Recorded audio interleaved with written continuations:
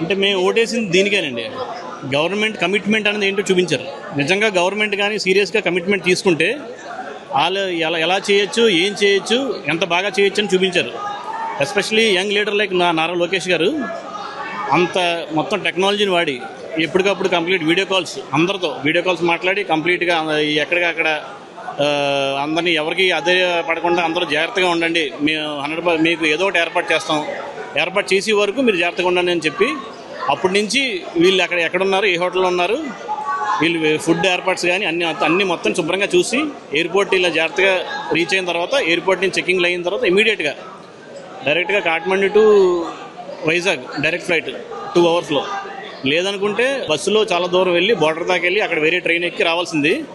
అలాంటిది with in no time ఒక special flight arrange చేసి తీసుకురావడం అనేది మామూలు విషయం కాదు. అది hats off to Nara Lokesh గారు.